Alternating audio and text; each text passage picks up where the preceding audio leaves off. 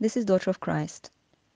Our dear Muslim friends, we've all been told for so long that the Quran is a miracle of the Arabic language.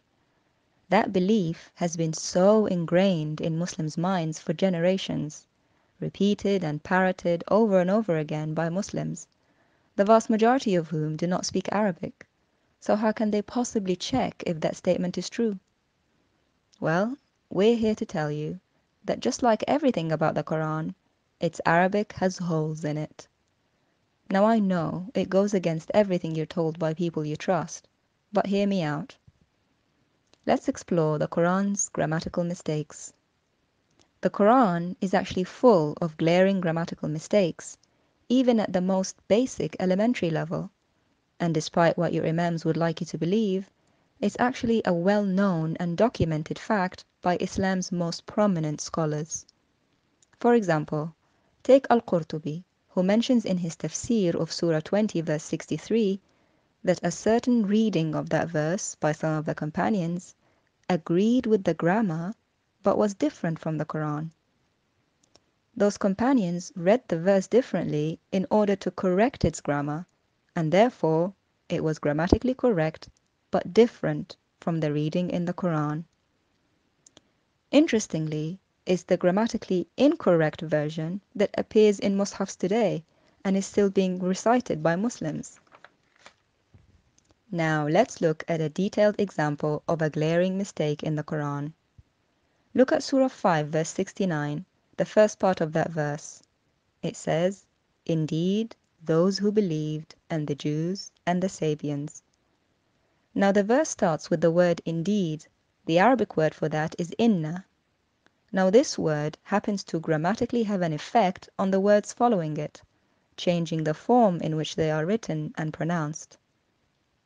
The subject word that follows inna must be in a form called mansub.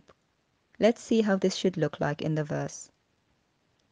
The word indeed or inna should affect how the word Sabians is written. Like we've seen, it must be in the mansub form, which I've written here in the green above the Quranic verse. It should say As-Sabi'een. However, the form we see here written in the Quran is different. It's As-Sabi'un. Even a non-Arab can see the difference between the two words.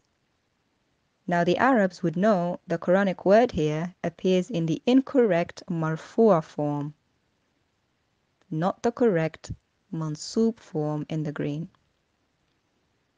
Now, as we mentioned previously, ancient Muslim scholars were well aware of this.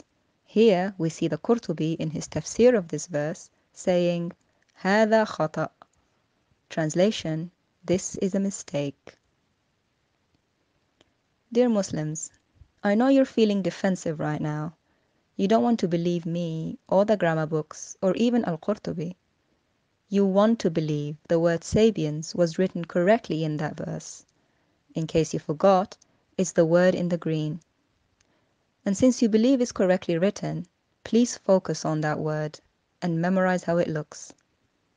Are you still sure it's correct?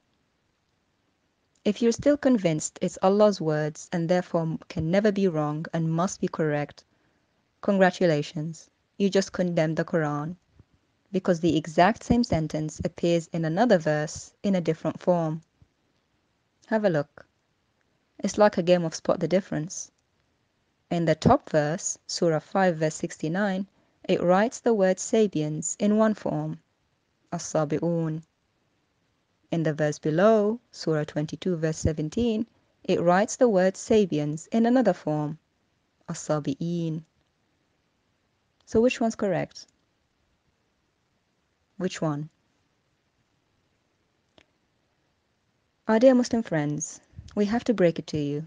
The Quran is not a miracle of the Arabic language. Far from it.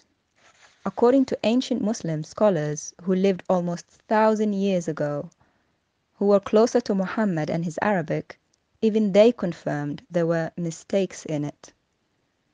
But we have good news. The true word of God, who came to earth as a human being, has no mistakes, no sins in him, no flaws, and no blemishes. If you're seeking the perfect word of God, then come to him.